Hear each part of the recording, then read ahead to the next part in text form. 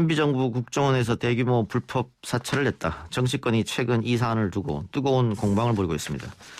당시 문건을 공개해야 한다. 진상 규명을 해야 한다. 목소리가 거세지고 있는데요.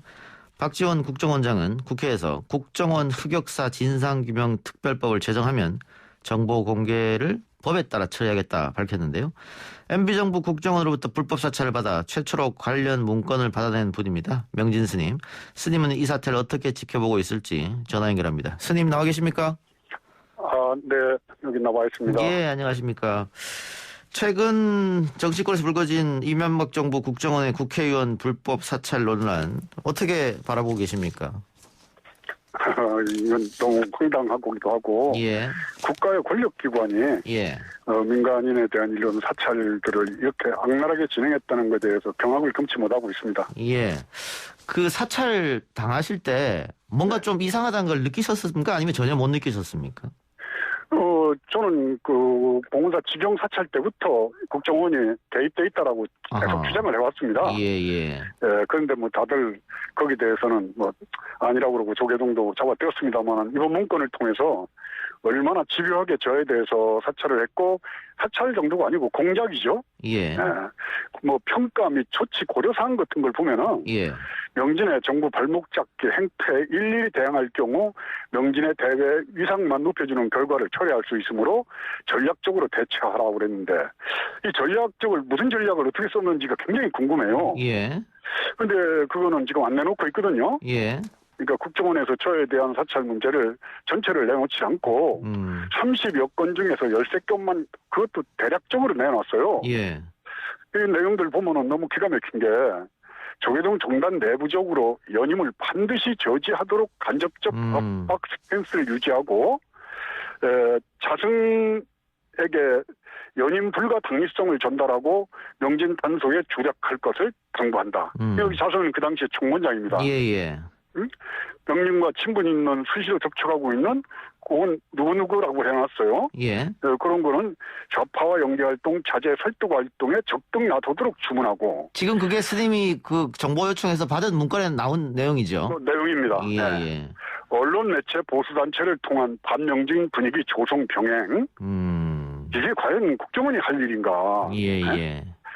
3대 국민운동단체 등 보수권 대상 명진의 비이성적 반정부 행태 실상을 전달하여 소속 회원들로 하여금 종교인 본분 일탈에 대한 비난 댓글 달기를 전개하여 입지를 위축시킨다. 예. 장기적으로 명진의 음주 및 여러 가지 부조리 형태에 대한 감시 활동 강화로 취약점을 발굴, 도덕성에 타격을 준다. 예. 이게 국정원에서 했던 사찰 내용 중에 일부입니다. 예. 도덕성에 타격을 준다, 비난 댓글을 단다, 이런 얘기를 들으니까 갑자기 생각나는 게 인터넷에서 명진이 뭐 벤틀리를 타면서 룸사롱을 다닌다, 이런 이야기 인터넷 떠들고 댓글로 막 달렸었단 말이죠. 아니, 그럼요. 근데 그게 지금 보니까 국정원 작품이라는 말씀이잖아요. 국정원에서 작품을 만들었고, 또 여기 보면은 명진은 무엇은 많으나 승려 생명에 치명타를 가할 수 있는 확실한 물증이 부족하다. 그러니까 제가 조금만 허투루 살았으면은 그 당시에 국정원한테 온 몸이 찢어 발겨져가지고 지금 살아있지도 못할 것 같아요. 예. 그 문건을 받고 내용을 확인하셨을 때, 그동안 짐작하던 것 그대로였습니까? 아니면 상상 이상이었습니까? 상상 이상이죠. 상상이었고요. 이 정도로 한 개인에 대해서 비판적 발언을 좀 했다고 그래서 이렇게까지 악랄한 방법으로 국가 권력기관이 했다는 사실에 대해서 믿어지지 않는 거죠. 사실은. 예. 그 사찰 당한 원인 중에 하나는 그 당시 권력을 좀 비판했다. 그것 때문이라고 생각하십니까? 뭐 권력을 조금 비판한 건 아닙니다. 예. 뭐 어떤 강남의 한복판에서 저렇게 막가빠 행태를 하는 명진의 그 막가빠 행태에 대한 전략적인 대응을 강구하라는 게 대통령 기록물에 나와 있지 않습니까? 그러면서 난 너무 기가 막힌 게 제가 지경될 때도 이게 국정원하고 이명박 정권 작품이라고 그랬는데 자승에게 지경사찰 전환 조기 집행은 물론 종의 의결사항에 대한 항명을 들어 헌법부를 통한 성적 박탈 등 징계 절차에 착수토록 주지시킨다. 이거는 국정원하고 청와대하고 조계종 총무원 자승하고 같이 이 삼합이 딱 결합이 돼가지고 저에 대한 탄압을 자행해서 지금 현재 승적이 박탈된 상태죠. 예. 근데 지금 국정원이 가지고 있는 문건이 한 30건쯤 되는데 네, 정보 공개를 통해서 받은 건 13건밖에 안 된다고요? 그렇죠. 그 나머지 17건은 국정원이 갖고 안 주고 있는 겁니까? 그거는 뭐 때문에 안 내놓는 건 모르겠는데, 예. 그거는 대북, 좀, 용공, 그러니까 이게 지금 방첩 수사하는 기관에서 저를 사찰한 거거든요. 예. 그래서 그런 부분에 대해서 뭐가 있는지 어쩐지 모르겠습니다만은. 근데 대법원에서 다 공개하라고 이야기한 거지 않습니까? 개인에게 주라고. 국정원이 말 듣습니까, 어디에? 네.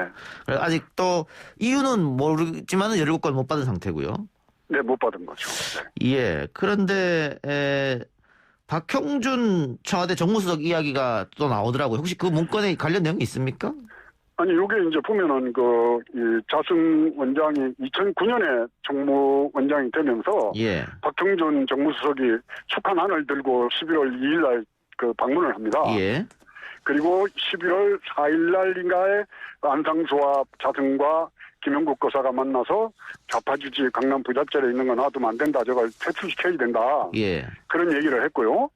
그리고 난 다음에 한 일주일쯤 있다 그 자리에 동석했던 김영국 거사가 저한테 와서 이런 얘기가 도니까 스님 조심하십시오. 아하. 그 얘기를 듣고 제가 11월 30일 날 자승을 만나서 예. 아니 조계종 총원장이나 되는 사람이 그게 원내대표한테 정당 인사 문제에 대한 얘기를 듣고 가만히 있었어? 아이, 컵에 들었던 물이라도 머리에다 확 집어던져 버리던가 그러지. 그랬더니, 제가 그럴 수는 없고, 하여튼 정부 비판을 좀 많이 해 주십시오. 그러면 제가 그걸로다가 예산도 좀 따고 하겠습니다. 이렇게 얘기를 했어요. 그러고 나서, 12월 23일인가 4일 날, 박형준과 박자승이 충청도에 있는 유명 사찰 취지들을 천안에 다 모아놓고 예. 이명박 정권에 힘을 실어주자. 세종시의 백지화 운동에 여러분들이 다 동참해서 성사되도록 해야지 된다. 그래서 저녁 먹으면서 박수를 치고 했던 거는 기사가 나간 게 있습니다. 예.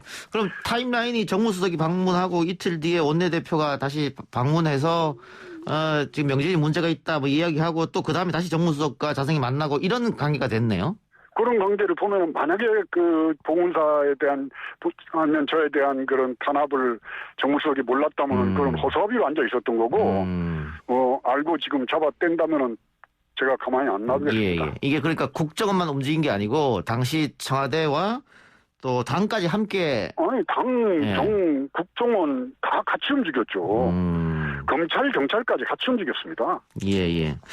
근데 지금 국민의힘 또 박형준 예비후보 측은 이거 선거 공작이다 이렇게 이야기하고 있던데 그거 어떻게 생각하세요? 예. 저에 대한 사찰 문제가 대법원에서 판결이 나서 사찰 내용을 다 내보내라고 그랬던 게 예. 과연 4월달에 보궐선거가 있을 걸 알고 미리 그런 판결을 내렸을까요? 그 당시에? 그렇죠. 예. 그러니까 그건 전혀 터무니없는 얘기고 예. 저로서는 선거가 어디로 가든지 저는 상관이 없습니다. 다만 예. 저는 성적이 박탈돼 있어요. 예. 50년 동안 절집안에서 살았는데 살았던 조직에서 저를 억울하게 누명을 씌워서 정권과 결탁을 해서 성적을 박탈시켰던 개인에 대한 작정한 파괴 행위였습니다. 예. 범죄 행위죠. 예.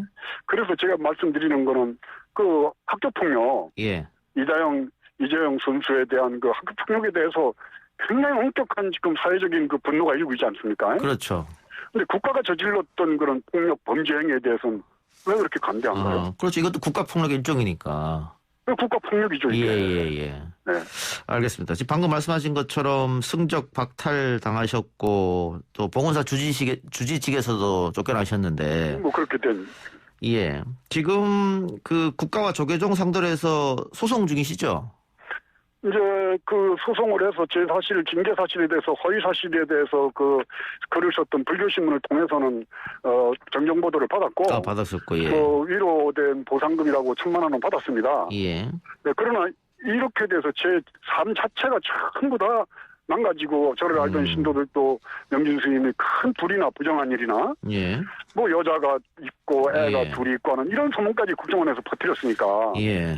그래서 저는 그런 피해 보상에 대해서 10억 손해배상 청구 소송을 내놨는데 이게 민사소송이니까 뭐 민사라는 게 언제 끝날지 모르지만은 하여튼 저는 끝까지 이 책임을 물을 예정입니다. 예. 그 소송이 다 끝나고 진실이 밝혀지면 다시 돌아갈 수 있으실까요? 그거는 저는 잘 모르겠습니다만 지금이라도 조계종이 저한테 사과를 하고 예. 허위 사실로 징계했기 때문에 사과를 하고 저한테 참여를 한다면은 예. 제가 조계종에 돌아가는 문제를 한번 생각을 해보겠습니다. 그래요. 죄송스러운 말씀입니다만 당시에 저도 그 헛소문 국정이 만들어낸 소문을 믿었던 것 같네요. 제가 EJ랑 해서 우리 이동영 얘기 듣고 알고 있습니다. 그래요. 하여튼 그동안 마음고생을 좀 많이 하셨을 텐데. 네네. 지금 못 받은 17건 말이죠. 아직 국정원에서는 아무런 얘기는 없고 지금 그렇죠. 예, 특별법이 만들어진다면 다 공개가 될 것 같아요. 거기에는 불법을 예. 안 만들어도 불법적인 방법으로 민간인을 사찰을 그렇죠. 해서 예. 자료를 국정원이 갖고 있다는 건 저로서는 굉장히 기분 나쁩니다. 거기 무슨 얘기가 들어있는지 모르고 나중에 그 역사적으로 이렇게 드러났을 경우에 예. 사실이 아닌 것도 있을 것이고 여러 가지 뭐 여러 가지 추문까지 조사를 했지만은 승려 생활에 결정적 타격을 줄 증거는 없다니까 뭐가 각본이 있을 거 아닙니까? 예. 그걸 얼마나 기분 나빠요. 예.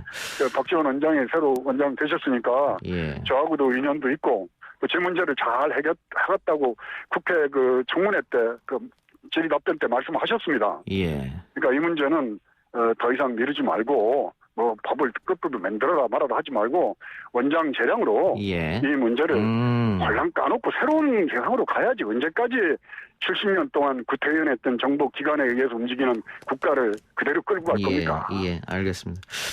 그 국정원의 민간인 사찰뿐만이 아니고 MB 정부에서는 총리실에서도 또 민간인 사찰로 문제가 있었고요. 또 국정원에서는 뭐 스님뿐만이 아니고 국회의원들, 지자체장 뭐 이런 사람들한테도 지금 굉장히 많은 사찰을 했는데 정확한 건 아직 알려지지 않았으니까요. 빨리 모든 것이 공개됐으면 하는 생각이고. 당연하죠. 예. 네. 한 개인의 승려 생활을 완전히 파국으로 끌고 간 사건이다 이렇게 언급하셨는데. 네네. 이명박 정부 국정원의 불법 사찰 피해자로서 현 네. 정치권 논란을 바라보며 하고 싶은 말씀 있으면 하시기 바랍니다. 아이고, 정치 좀 정직하게 살아라. 거짓말 좀 하지 말고. 예. 네? 정치인 하면 뭐 전부 거짓말쟁이로 알고 있는데 우린 좀 정직한 정치인을 좀 만나고 싶습니다. 존경하는 정치인. 예. 네. 알겠습니다. 요즘 건강은 좀 어떠십니까? 건강만 좋습니다. 알겠습니다. 스님 오늘 인터뷰 고맙습니다. 네, 수고하십시오. 예, 감사합니다. 네. 지금까지 명진 스님이었습니다.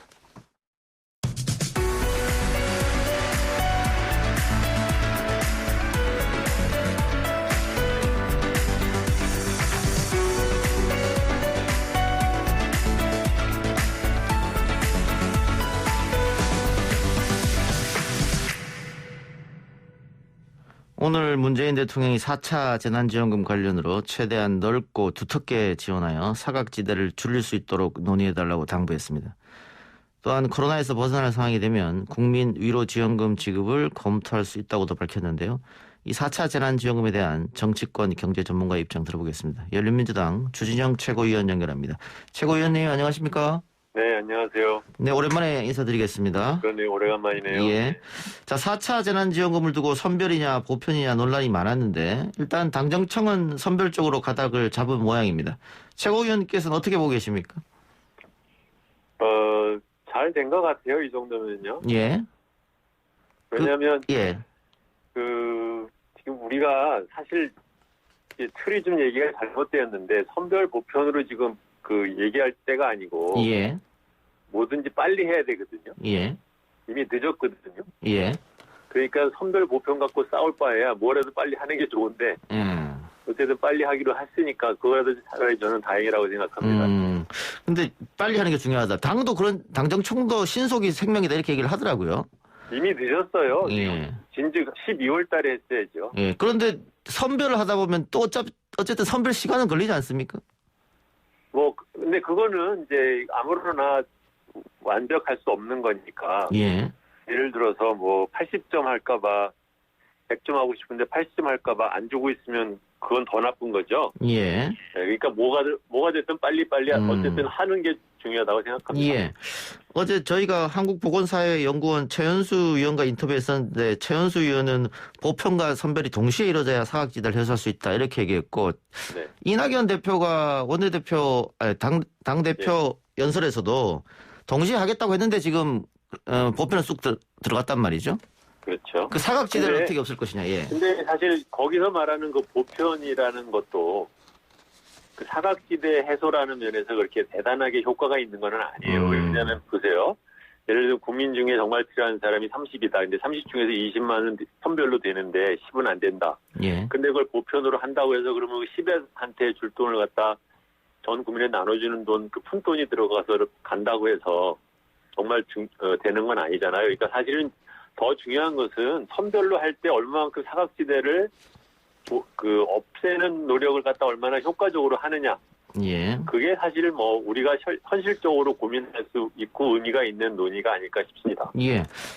그 시기는 당연히 더 빨라야 된다 이런 말씀하셨는데 지금 기재부에서는 계속해서 하는 이야기가 뭐 재정이 하수분이 아니다 뭐 이렇게 계속 얘기를 하고 있어요. 돈 쓰는데 좀 주저주저 하는데 우리가 지금 뭐 외국과 비교를 한다거나 아니면 뭐 우리가 스스로 생각했을 때도 조금 곳간이 좀 비어 있는 상태입니까? 어떻습니까? 전혀 아니죠. 네, 아닌데 저는 문재인 대통령께서 홍남기와 기재부를 문책 인사를 해야 된다고 생각합니다. 왜냐하면 예. 이번에 오늘만 하더라도 그 얘기 나왔잖아요. 국민 뭐 소득 그 파악 시스템을 만들어야 된다는 얘기를 여당에서 이제 했다는 거잖아요. 예. 그러니까 이제 어떻게 할 거냐. 근데 사실 생각해 보세요. 이게 벌써 1년 된 얘기거든요. 예. 그렇죠. 코로나 사태에 의해서 지금 경기와 뭐 꼬꾸라지고 하는 게 이제 2월달, 3월달부터 시작을 했는데. 그렇죠. 그동안 뭘 하고 있었길래 여당이 그걸 건의하도록 기재부는 뭘 하고 있었냐는 거죠. 그렇잖아요. 예.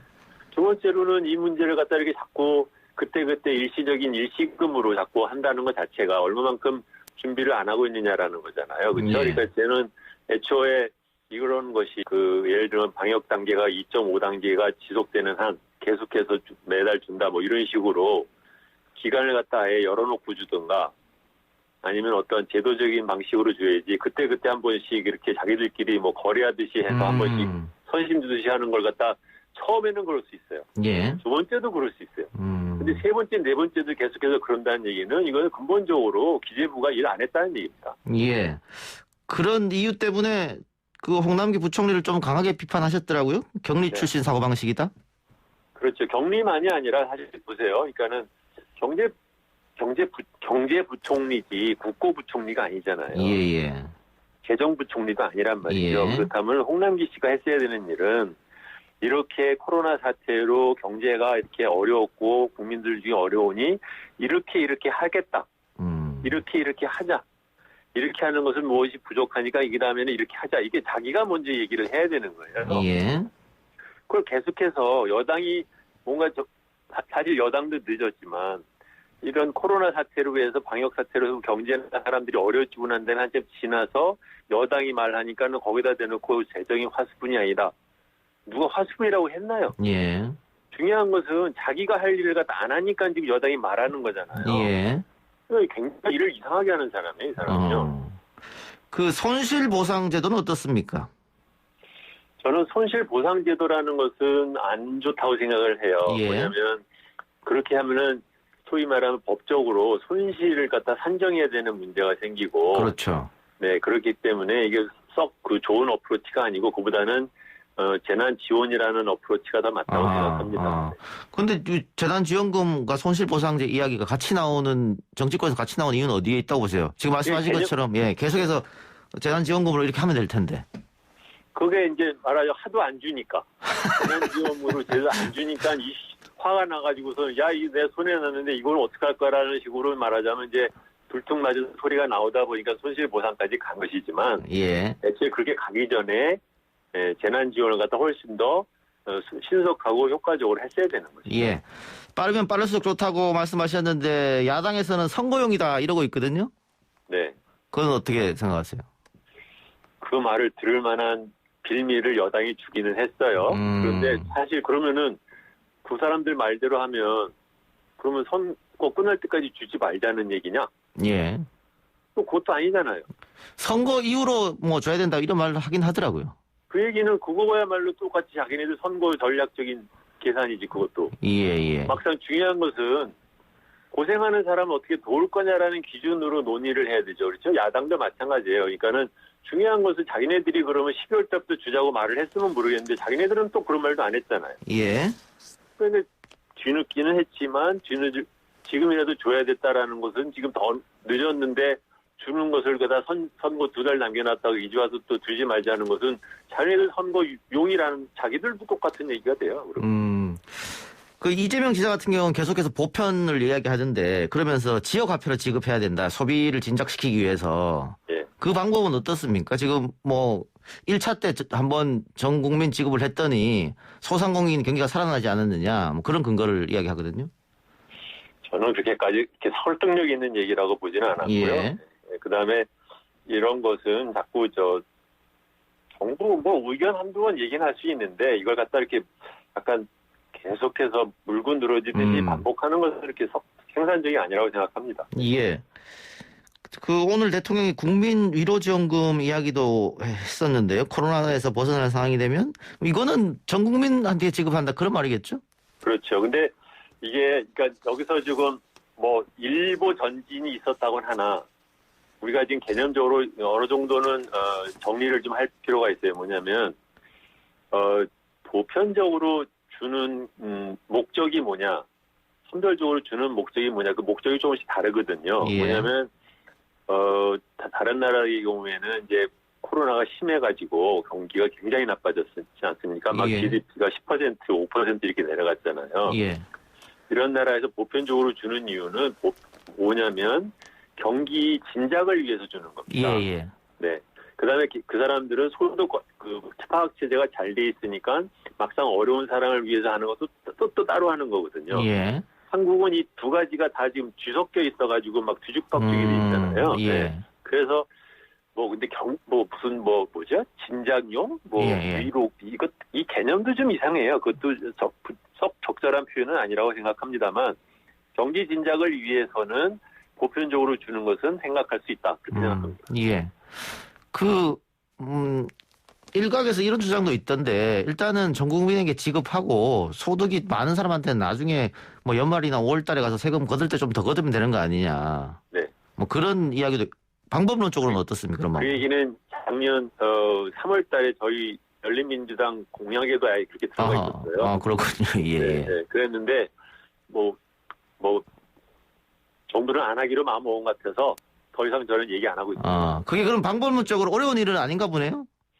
네, 그렇게 어렵지는 않은데 무슨 이유인지는 모르지만 그러고는 안 하기로 하는 것 같아요. 네. 예. 알겠습니다. 자, 선거가 지금 앞에 있고 열린민주당에서도 서울시장 선거에 후보를 내셨죠? 네. 김진애 후보가 최종 후보로 됐는데 어쨌든 민주당하고는 단일화 협상을 해야 되는 거 아니겠습니까? 최종 후보가 결정되면 민주당에서? 그게 이제 저희 김진애 후보의 생각이고, 예. 더불어민주당이 그럴 건지는 잘 모르겠어요. 앞으로 그런 시간을 좀 두고 지켜봐야겠네요. 예, 왜냐면은 이런 게 사실 저는 열린민주당의 역할을 이렇게 소위 말하면 더불어민주당의 지역선거구에 나서서 자리를 경합하는 거를 생각하고 열린민주당에 참여한 사람이 아닙니다. 예. 나가겠다는 사람을 말릴 수는 없는데, 예. 근데 이제 중요한 것은 그만큼 의미 있는 지지를 그 전에 받아야만 더불어민주당에서도 단일화에 대한 생각을 할 거 아니겠어요? 예. 그거는 좀 더 시간을 두고 봐야겠죠. 알겠습니다. 재보궐선거를 앞두고 뜨거운 이슈 중 하나가 부동산 문제인데 지금 서울시장 후보들이 모든 후보들이 부동산 문제 해결하겠다고 엄청난 공급 대책을 내놓고 있습니다. 70만 호를 짓겠다 이런 이야기도 하던데 이 부동산 지금 서울시장 후보들이 내놓은 부동산 문제가 과연 실현성이 있는 부동산 공약이나 이런 문제 제기도 하던데 최고님 보실 게 어떻습니까? 전혀 아니죠. 예. 왜냐하면 기억하시지만 돌아가신 박원순 시장께서 한 2년 전인가요? 뭐 용산이랑 해가지고 개발 뭐 이런 얘기를 갖다 했더니 그냥 정부에서 국토부에서 그건 우리 거다라고 저는 뺏어갔지 않습니까? 예. 이게 서울시장이 뭘 하겠다고 해서 들릴 거고요. 예, 기본적으로. 예, 예. 네, 네. 그게 그렇게 일이 그렇게 쉬우면 말이 되나? 이게 참 시장 하나 뽑겠다는데 왜 이 사람들이 이런 얘기를 하고 있는지 가뜩이나 뭐 옛날에 말하자면 다들 떨어져 보는 사람들이 우르르 나와가지고서는 이런 소리 하고 있는 게 참 재미없습니다. 예. 그 이번 정부에 들어서 부동산 값이 상당히 폭등을 했는데 그래서 뭐 여러 차례 대책도 내놓고 최근 대책들 보면은 부동산 값이 좀 안정될 것 같습니까? 결국은 이 현 정권이 그야말로 뭐 유일하게 매달렸던 다주택자가 파느냐에만 이제 열심히 팠잖아요, 4년을. 예. 네, 그것의 승부가 이제 지금부터 올해 6월까지에 달렸어요. 예. 그게 어떻게 될 거냐인데 잘 모르겠습니다. 저도 사실은. 4월 달, 뭐 6월 전이니까 4월쯤에는 부동산이 좀 많이 매물이 나와야 정부가 생각했던 대로 흘러가는 거 아니겠어요? 그렇죠. 네. 근데 그거는 좀 지켜봐야 될 것이다. 그렇습니다. 예. 네. 포스트 코로나 이야기를 또 많이 하는데 경제 전문가이시니까 코로나가 어쨌든 뭐 끝나지 않는 상태라면 뭐 우리 경제뿐만이 아니고 세계 경제가 계속해서 안 좋아질 것이고 네. 그 뒤에는 뭐 어떤 경제 정책을 좀 크게 거시적으로 세워 나가야 될까요? 뭐 지금 민주당에서는 뭐 여러 가지 이야기를 하면서 뭐 기본소득도 얘기를 하고 뭐 여러 가지 얘기하는데. 네, 첫 번째로 국민들이 아셔야 되는 게요. 이런 것은 코로나가 설사 완전히 없어진다고 해도 예. 그것이 경제의 완전한 회복으로 이어지는 데는 상당한 시간이 걸립니다. 그 레그가 굉장히 있어요. 해보면은요. 그래서 예를 들어서 오늘 당장 환자들이 싹 없어진다 했을 때 경제가 정상으로 돌아가는 데만 적어도 제가 보기에는 1년 반 정도가 걸립니다. 1년 더. 네, 그렇다고 하면 이 코로나가 완전히 없어지는 걸 제가 보기에는 뭐 희망적으로나 하더라도 올해 말이나 될 거거든요. 예. 그럼 앞으로 우리나라는 2년에서 2년 반 정도는 코로나에 의한 경제적인 후유증을 앓게 되어 있습니다. 근데 이것은 일종의 이제 호란 또는 병난이잖아요. 예. 당연히 무슨 해인지는 모르겠는데 무슨 병난에 해당되는 건데 이것은 뭐 적극적인 재정 정책 말고는 특별히 할 수 있는 것이 별로 없다고 생각합니다. 적극적인 재정 정책을 펼쳐라. 예. 그렇게 경기가 계속해서 좋지 않으면은 특히 고용 문제도 심각한 상황으로 빠져들 텐데. 네. 안타깝습니다. 예. 그렇습니다. 뭐 IMF 때보다 더 어려울 것이다. 이런 이야기도 있던데 그런 이야기에 동의하십니까? 어떻습니까? IMF는 정말 심했죠. 그러니까요. 거기에 비하면 우리나라는 당연히 이제 방역 정책 덕분에 그렇게까지 심하게는 이제 안 당하고는 있지만 그렇다 하더라도 후유증은 상당히 갈 가능성이 있습니다. 알겠습니다. 적극적 재정을 해야 된다. 말씀으로 마무리하겠습니다. 오늘 인터뷰 고맙습니다. 네, 안녕히 계세요. 예, 지금까지 열린민주당 주진영 최고였습니다.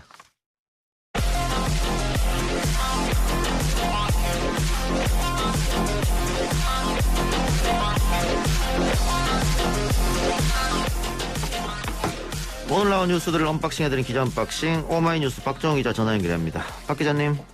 네, 안녕하십니까. 코로나19 신규 확진자 수가 다시 500명대로 내려오긴 했습니다만 여전히 3차 유행 확산이 우려되는 상황입니다. 그렇습니다. 이틀 연속 621명을 기록했다가 사흘 만에 600명 아래로 떨어졌는데요. 오늘 0시 기준 지역 발생이 533명, 해외 입이 28명으로 총 561명의 신규 확진자가 발생했습니다. 대학병원 같은 이 병원과 요양시설, 또 보일러 공장 같은 사업장을 중심으로 집단 감염 여파가 계속되고 있는데 순천향대학교 서울병원에서는 누적 확진자가 189명으로 늘었고요. 예. 서울 성동구 한양대병원 누적 113명, 남양주시 이 공장 관련 확진자 7명 늘어서 누적 129명, 그리고 이 귀뚜라미 보일러 제조공장 관련 확진자는 누적 160명이 됐습니다. 예. 최근 일주일간 일평균 국내 발생 신규 확진자가 443.7명이에요.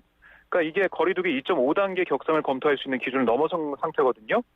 정부는 3차 유행이 다시 확산세로 돌아설 위험이 커지고 있다고 진단하면서 이번 주말까지 상황을 지켜본 다음에 이 방역 대응 수위 조절 여부를 검토하겠다고 밝혔습니다. 예. 오늘 26일 첫 백신 접종 있죠? 네, 그렇습니다. 오늘 모의 훈련이 있었다면서요? 네, 이게 백신을 수송하는 그 모의 훈련이 진행됐는데요. 범정보 2차 모의 훈련이었습니다. 그러니까 이게 오는 24일 국내 안동 공장에서 출고되는 야스트라제네카 백신을 전국에 흩어진 25개 접종 기관에 배송하는 경우를 상정해 진행이 됐습니다. 예. 백신 접종 전 이루어지는 최종 리허설 같은 걸로 보시면 되겠는데 예. 순조롭게 진행이 됐고요. 특히 제주도 같은 도서 지역에 민간 항공이나 선박으로 수송이 어렵거나 긴급 수송이 필요한 상황에 대비해서 군 수송기까지 동원해서 마치 군사 작전을 방불케 했습니다. 예. 이 과정에서는 뭐 살펴본 게 이런 거예요. 창고 내 이 기준 온도가 유지되는지, 그다음에 그 선출 개념에 입각한 백신 적재 출하 과정에서 백신 이상 유무 확인 등이 주요 점검 항목이었습니다. 예. 훈련 도중 뭐 이상이 있거나 하는 건 없었습니까? 네, 아직까지는 보고된 게 없습니다. 알겠습니다. 문재인 대통령이 청와대에서 민주당 지도부와 5차 간담회를 했었는데 4차 재난지원금 관련 논의가 있었습니다. 네, 지금 뭐 이낙연 대표를 비롯한 당과 홍남기 경제부총리가 대표하고 있는 기재부 사이에서 뭐 얼마를 추경할 것이냐 이것부터 시작해서 그동안 선별이냐 보편이냐 이런 얘기도 뭐 갈등도 있었지 않습니까? 예. 그래서 오늘 이 문재인 대통령과 지도부 만남이 이걸 좀 완벽하게 해결하는 정리하는 그런 자리가 될 것으로 기대를 모았었는데요. 문재인 대통령은 이렇게 얘기했습니다. 코로나가 장기화되면서 피해가 광범위하고 깊어졌다. 최대한 넓고 두텁게 지원돼야 할 것이다라고 밝혔고요. 그리고 4차 재난지원금 지급 방식을 놓고 당정간 이견이 노출된 데 대해서는 처음부터 당과 생각이 똑같을 수는 없지만 사각지대가 최소화되는 재지원책이 될 수 있도록 정부에서도 적극적으로 임하겠다라고 말을 했습니다. 이어서 또 당에서도 재정적 여건을 감안해달라 이런 당부도 했는데요. 이에 대해 이낙연 대표는 정부와 당이 지혜를 모아보겠다. 코로나가 진정되면 국민 위로와 소비 진작을 위한 지원도 필요하다라고 건의를 했습니다. 이에 대해 문재인 대통령은 코로나에서 벗어날 상황이 되면 국민 위로 지원금, 그러니까 국민 사기 진작용 지원금 지급을 검토할 수 있다고 밝혔는데 사실상 코로나 상황이 진정되면 전 국민에게 지원금을 지급하겠다 이런 의지를 밝힌 셈입니다. 코로나가 진정되면 구체적으로 어떤 걸 뜻할까요? 뭐 한 명도 확진자가 안 나온 걸 이야기할까요? 아마 그 단계가 좀 더 내려가는 그런 상황을 상정한 것 같은데요. 이게 좀 모호합니다, 사실. 예. 이 진정되는 그 기준을 어떻게 삼을 것인지, 신규확진자 몇 명으로 할 것인지 이게 좀 모호하고요. 지금 많은 분들이 좀 아쉬워하는 상황이죠. 원래 당에서는 대통령 네. 발언도고 네. 뭐 김태년 원내대표나 이낙연 대표 발언도 그렇고 그렇습니다. 코로나가 안정이 돼야만이 소비 진작 카드를 쓸 수 있다는 얘기지 않습니까? 네, 그런데 그렇게 해석이 됩니다. 그 뜻은 반대로 이야기하면 코로나가 지금 확진자가 이렇게 많은데 소비 진작 카드를 써서 현금을 뿌리면 국민들이 막 돌아다닐 것이다. 이런 가정하에 지금 말씀 다들 하시는 거잖아요. 우리 국민들을 좀 무시하는 거 아닙니까, 그거는? 그러니까 이 좀 아쉬운 점이 있는 거죠. 이게 사실 그 1차 재난지원금 때 효용성을 확인했고 2차, 3차 재난지원금은 1차 때에 비해서는 다 만족감도 떨어지고 효용성도 좀 떨어진다 이런 조사 결과로 나오고 있는데 거기에 맞지 않는 뭐 선별 지원만 강조하는 그런 모양새가 됐고 말씀하신 것처럼 이 코로나19 이 방역에 정말 온 국민이 함께 참여하고 있고 잘해줬기 때문에 K방역 찬사를 받는 거거든요. 그렇죠.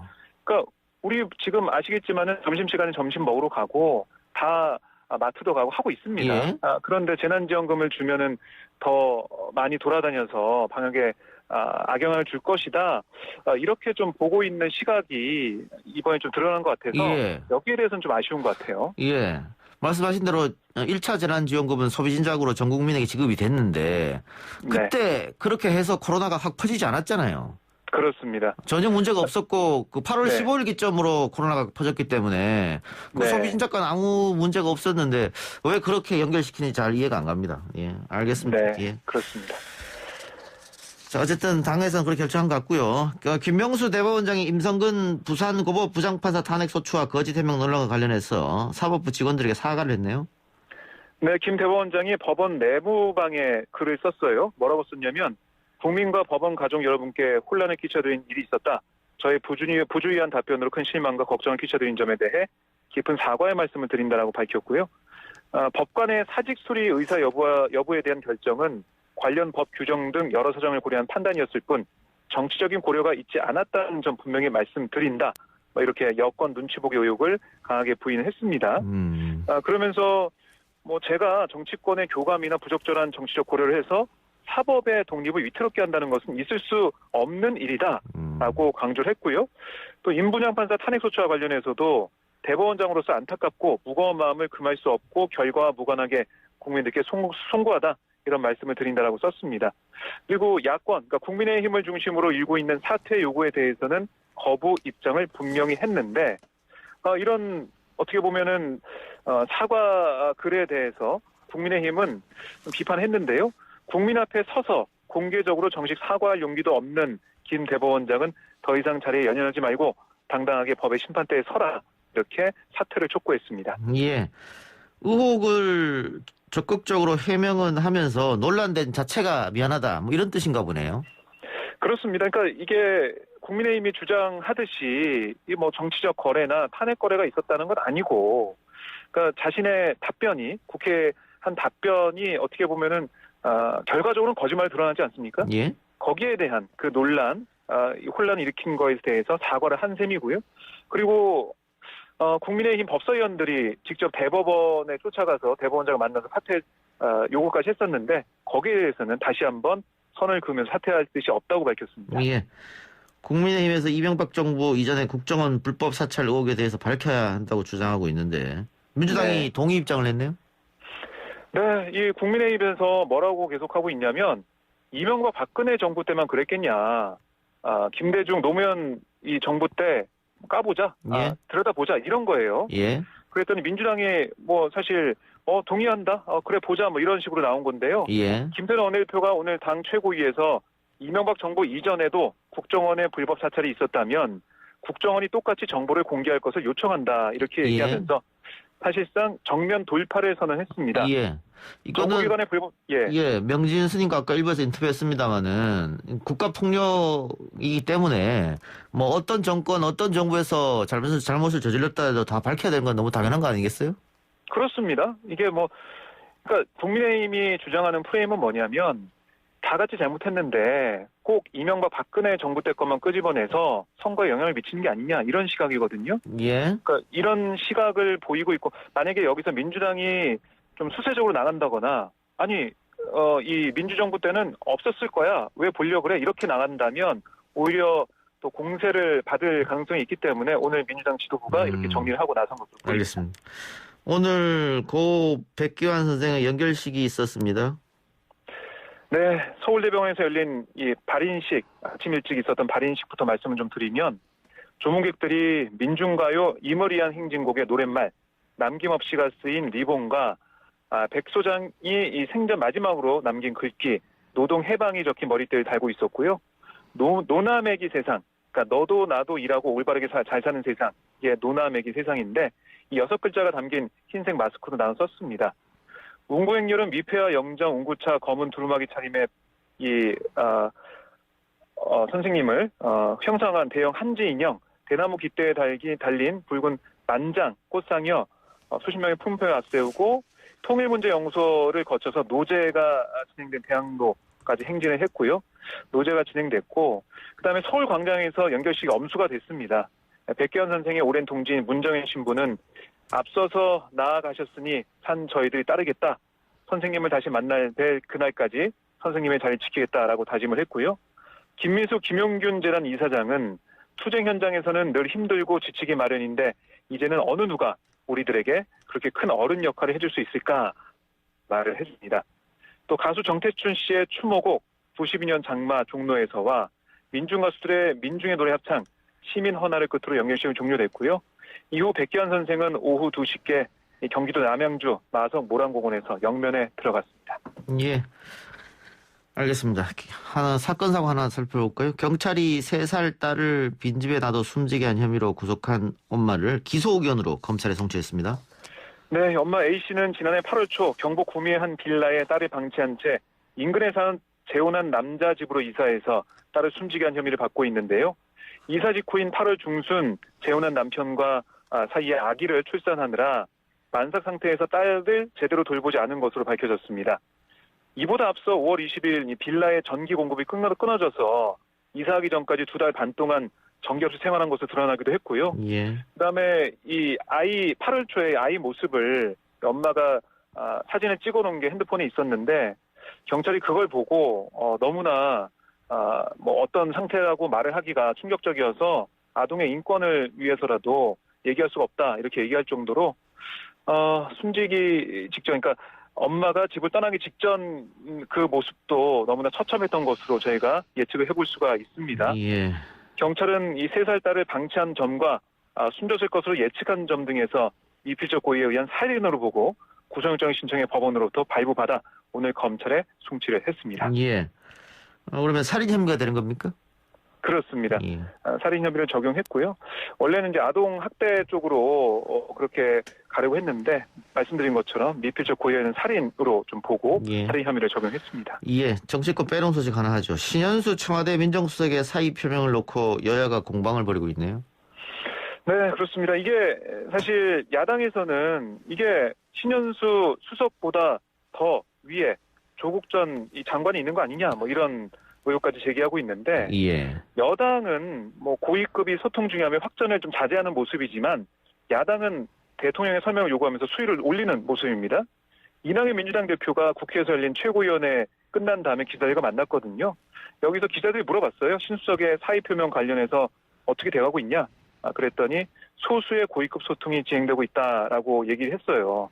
그러니까 어제 박범계 법무부 장관이 이 신수석과 얘기를 해보겠다, 예. 통화해보겠다 이렇게 얘기했거든요.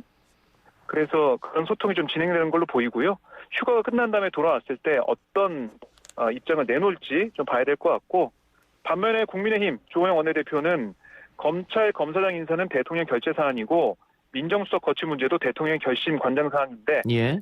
청와대 참모진이 왜 대통령을 거론하지 말라고 하냐, 대통령이 직접 어떤 사항인지 밝혀라 이렇게 또 공세를 펴고 있고요.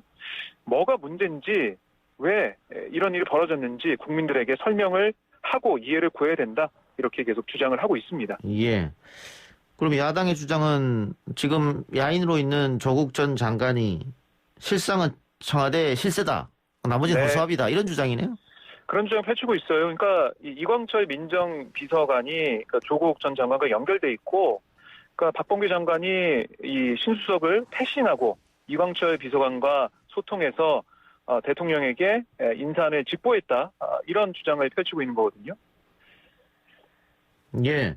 그 레임덕 이야기도 나오는데 이 사안과 레임덕은 어떤 관계가 있습니까?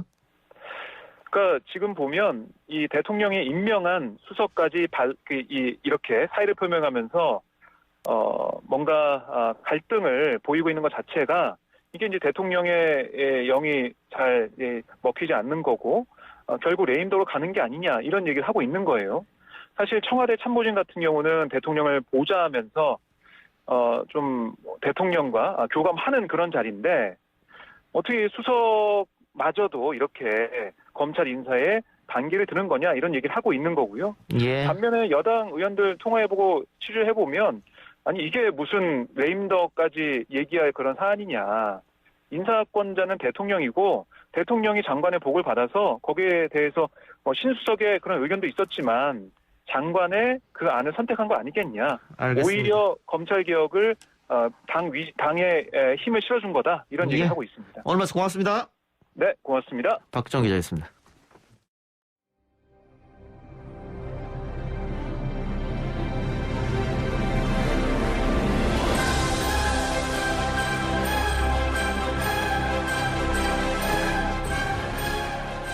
YTN 라디오 이동현 뉴스 정면승부 3부 시작합니다. 한 주간 사회를 들끓게 한 이슈에 대해서 A부터 Z까지 치밀한 법적 근거로 설명해드립니다. 신비한 법률사전 신장식 변호사, 최단비 변호사 나왔습니다. 어서 오십시오. 안녕하세요. 네, 안녕하세요. 신장식입니다. 중대범죄수사청 여당에서 6월 달에 법안을 통과시키겠다. 그리고 법안 낸 황운하 의원 같은 경우에는 우리 프로그램과 인터뷰에서 내년 7월이 출범 목표다. 한 1년 정도 유예를 아마 두는 그런 생각인 것 같은데 먼저 두 분은 법조인으로서 여권이 주장하는 중대범죄수사청에 대해서 어떻게 그 전에 수사 기소 분리는 어떤 입장인지 그것부터 여쭤봅시다. 자, 신장식 변호사. 저는 전에도 여기서도 말씀을 드린 바 있는데 저는 수사권 기소권 분리되고 검찰은 프로시큐터 즉 영문에도 나와 있는 것처럼 공소를 하고 공소를 유지하는 공소청으로서 자기 미상을 갖는 것이 국민의 인권에 도움이 된다라고 생각을 하고 있습니다. 최단 변호사? 네, 저는 검찰의 수사 기소권 분리에도 저도 찬성하는 입장이고요. 예. 검찰의 권한을 분산하는 것에 대해서는 저도 필요하다고 생각을 하는데 예. 중대범죄수사청이 과연 그러면 현재 6대 중대범죄에 대한 수사를 가진 검찰과 어떤 차이점이 크게 있는지에 대해서는 좀 그 부분이 전 좀 의문입니다. 일단 그 기소 권한이 중대범죄수사청은 수사 권한만 있고 기소 권한이 없고 그다음에 우리 헌법에 검사가 영장을 발부 청부를 할 수 있도록 돼 있기 때문에 중수청은 영장 발부와 관련해서는 결과적으로는 검찰 즉 공소청으로 위상이 변화할 텐데요. 공소청에 검찰 발부 요청 그 영장 발부 요청을 할 수밖에 없죠. 그래서 지금 공수처나 내지는 지금의 검찰청의 수사권과 기소권을 같이 가지고 있는 검찰청과는 그 권한 자체가 굉장히 좀 달라질 거라고 보입니다. 네. 수사와 기소를 분리하면 안 된다는 이야기는 많은 분들이 안 하는 것 같아요. 왜냐하면 수사권, 기소권 검찰이 함께 가지고 있으면서 그 폐단이 너무 심했기 때문에 그런 생각이 있는 것 같은데 중수청이 설치되면은 신 변호사님? 네네. 그럼 이 조직은 어떻게 경찰에서 파견 나오는 겁니까? 검찰에서 파견 가는 겁니까? 파견이 아니고 이 검찰 수사관들 같은 경우는 검찰에서 원론적으로 보자면 사직하고 그쪽으로 가는 거죠.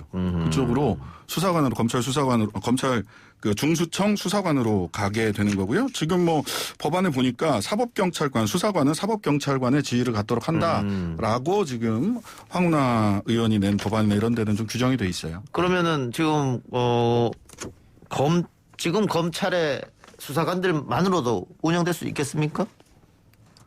저는 충분히 운영 가능하다고 생각이 되거든요. 사실은 이게 속도의 문제였는데 이전에 검경 수사권 조정을 급격하게 하지 않는 이유 중에 하나는 수사 역량을 국가의 전체 총량, 수사 역량의 총량을 어떻게 보존할 거냐에 대한 이야기들이 있었거든요. 그런 고민 때문에 그 6대 범죄는 검찰에다가 수사 권한을 그대로 남겨뒀었던 건데 사실 최근에 검찰개혁 국면에서 우리 국민들이 이거 수사권 기소권 분리를 조금 더 속도감 있게 해야 되는 거 아니냐라고 하는 목소리들이 나온 거고 민주당이나 황운하 의원이 이 법안을 추진을 하는 걸로 이렇게 보여서요.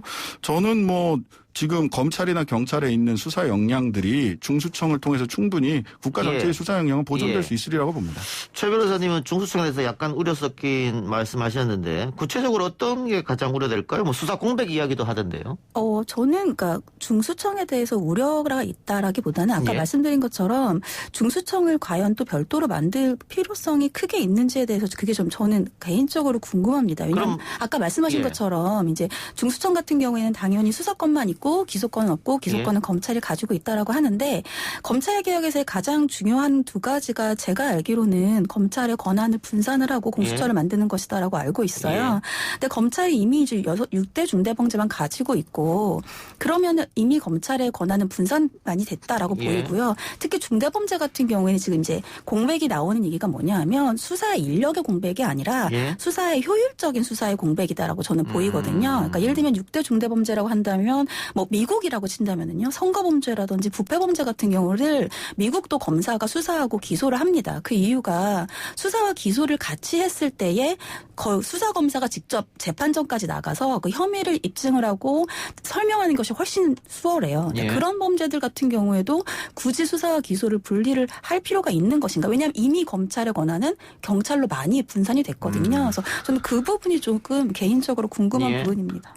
네.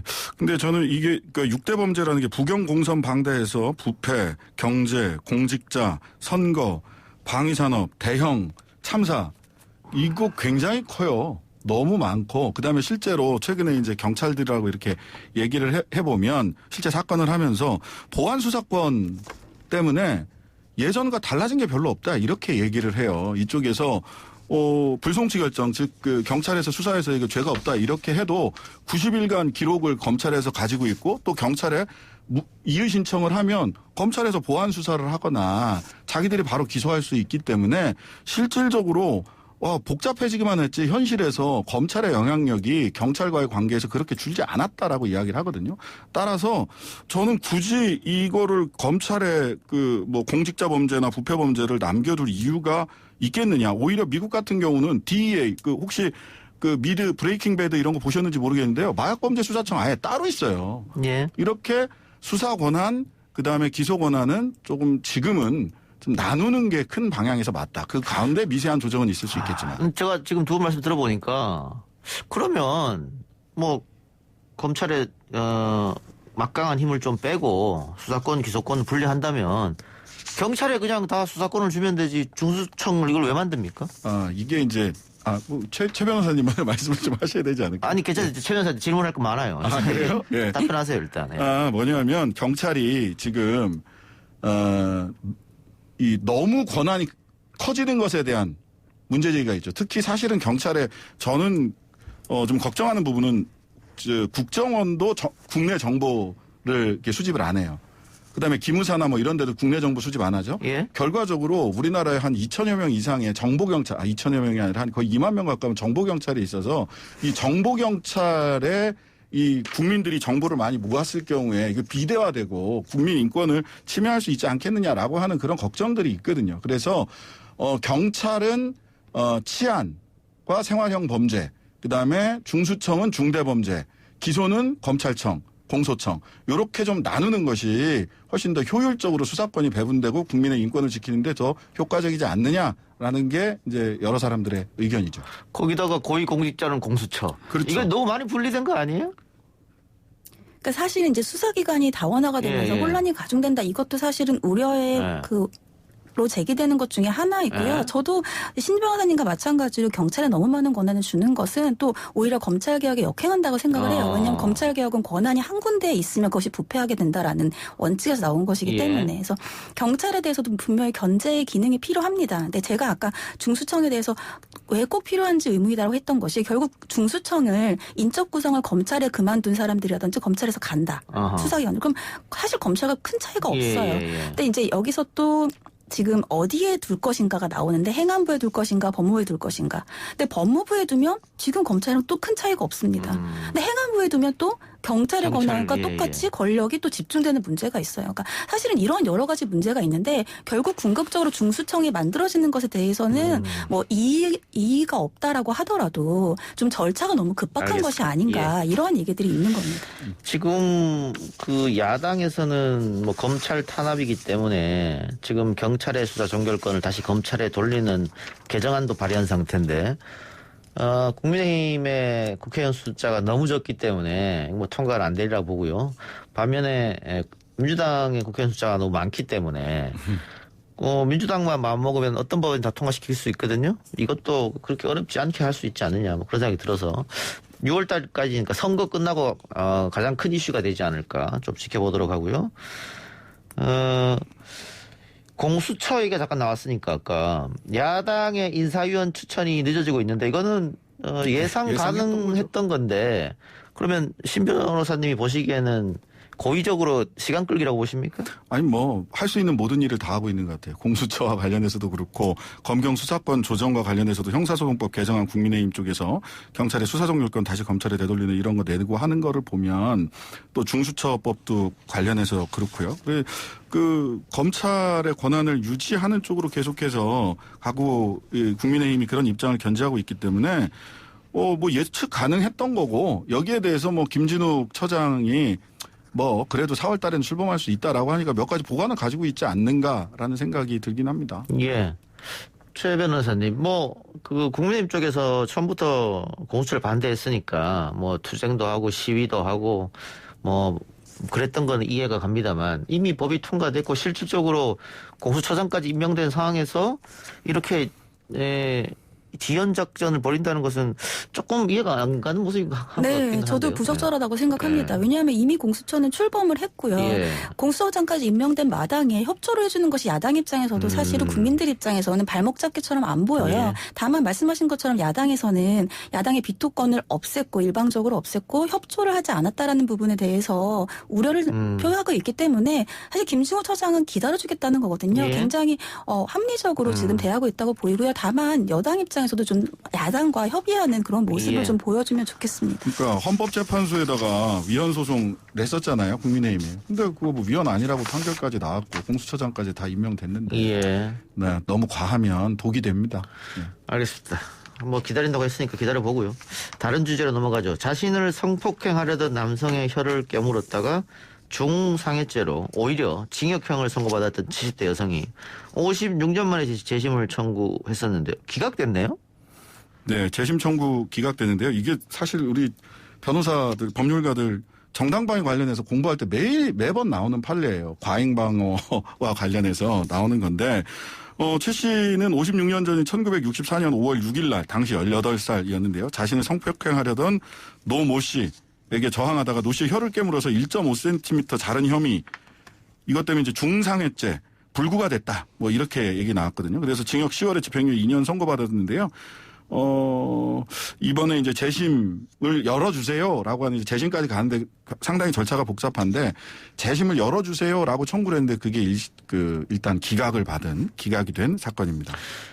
이 1964년도 일이니까 지금 같으면 뭐 말도 안 되는 판결일 것 같은데요. 이런 판결이 안 나올 것 같은데 64년 판결이니까 이렇게 났습니다. 그래서 잘못된 판결이니까 바로 잡아달라가 재심인데 최 변호사님 왜 이게 안 됐을까요? 그러니까 일단 정당방위다 이렇게 이제 주장을 한 거죠. 예. 근데 새로운 증거가 나왔다고 이제 변호인이 새로운 증거를 제출을 했어요. 그 새로운 증거가 뭐냐면 그 당시에 이 가해 남성이 그러니까 이제 여기 이 사건에서 피해자이겠죠. 이 말을 하지 못하는 불구 상태가 더 중상해를 인정을 받았어요. 예. 그래서 정당방위가 아니라 과잉방위라고 판단을 한 것인데 이번 변호사가 뭐라고 했냐면 그 이후에 그 해당 남성이 수술을 받고 어눌하지만 말을 할 수 있게 됐다. 그러니까 불구가 아니고 이것이 새로운 증거이기 때문에 재심을 해달라고 얘기를 한 겁니다. 예. 근데 법원에서는 이건 새로운 증거가 아니다라는 거예요. 왜냐하면 불구라고 하는 것은 말을 아예 못하는 상태가 되지 어눌한 상태가 되는 것도 그것도 불구라는 거예요. 정상적으로 말을 할 수 있는 상태와 불구가 아니라는 거죠. 예. 그래서 재심은 새로운 증거가 나와야 되는데 이것은 새로운 증거가 없다. 단순히 법률적으로 이제는 정당방위가 인정이 많이 됩니다. 근데 그 당시에 적용했던 법이 잘못됐다라고 해서는 재심 받아들여주지 않고 새로운 증거가 있어야 되는데 이것은 새로운 증거가 아니다라고 하면서 받아주지 예. 않았습니다. 근데 이게 예. 그때 이제 판결문을 보면 일생 말 못하는 불구의 몸이 되었다 이렇게 되어 있거든요. 아. 근데 이 사람이 군대 갔어요. 아하. 말 못하는 사람 군대 못 가거든요. 아하. 군대 갔고 베트남 파병까지 갔다 와서 예. 만기 전역했어요. 예. 근데 이번 그 재심 청구를 기각한 재판부에서는 일생 말 못하는 불구의 몸이라는 문구를 유창하게 말을 못하는 것도 포함되는 말이다. 이렇게 얘기를 하는데 좀 상식적으로 좀 납득하기가 어려운 해석이고 그다음에 두 번째로는 여기서 다퉜던 게 이제 소송지휘권 남용 부분도 얘기를 했어요. 순결성에 대한 이야기 막 하고 그다음에 둘이 혼인하라고 재판부에서 얘기를 하기도 했어요. 그래요? 이왕 이렇게 된 거 혼인해라 뭐 이렇게. 그래서 이거는 좀 말이 안 된다 싶고 그다음에 그때는 맞고 지금은 틀리다가 아니라 이번에 재심을 청구한 이분은 계속해서 얘기했던 게 1965년 당시의 헌법이나 형사소송법을 보더라도 이 판결은 잘못된 거 아니냐라고 주장을 예. 하는 거라서 아이고 뭐 시대가 바뀌었으니까 지금은 참 안 됐지만 그때는 어쩔 수 없었던 거 아니냐라고만 얘기하기에는 조금 뭐 결국은 뭐 변호인들도 다투겠다 즉시한 거에서 예, 이렇게 얘기하고 있는 알겠습니다. 상태입니다. 우리 뭐 청취자분들도 고개를 좀 갸우뚱하실 건데 뭐 옛날 판결은 당연히 말이 안 되는 거고 그 재심으로 바로 잡아야 되지 않느냐 이건데 아까 최단비 변호사가 계속해서 주장했던 새로운 증거. 그러니까 재심을 열 때는 요건이 있는 것이죠. 네, 그러니까 재심을 열 때는 아까 말씀하신 것처럼 뭐 예를 들면은 공무원들, 검찰, 뭐 법원 아니면 경찰들에 대해서 어떤 절차적인 위법이 있다라든지 아니면 이렇게 새로운 증거, 무죄라는 새로운 증거가 발견된다든지 아니면 뭐 진범이 나타난다든가. 네, 그런 것들이 있어야 되는데 이 사건에서는 그런 새로운 그러니까 재심을 받아들여줄 예. 요건은 없다라는 것이 법원의 판단입니다. 예. 재판부가 과거 뭐 판결을 옹호한 건 아니고 새로운 증거가 없다 이렇게 그럼 판결한 거네요. 지금으로선 그런 거죠. 예. 그때는 맞고 지금은 틀렸다. 근데 그때로 돌아가서 생각해 보면 뭐 어쩔 수 없다.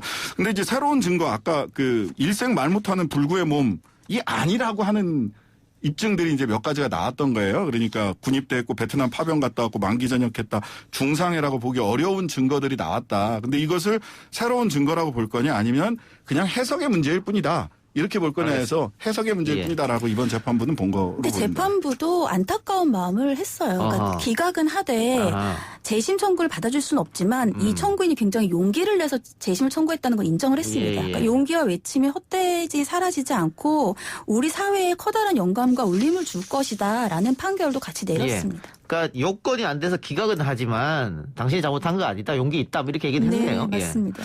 그러면 최 변호사님 만일 1954년이요? 64년이거든요. 1964년이 아니고 2021년 오늘 이 사건이 일어났다면 재판부가 어떻게 판결할 것 같습니까? 최근에는 정당방위를 인정하는 경우도 굉장히 많아요. 그러니까 우리나라가 정당방위가 너무 엄격하다는 지적이 사실 많았고요.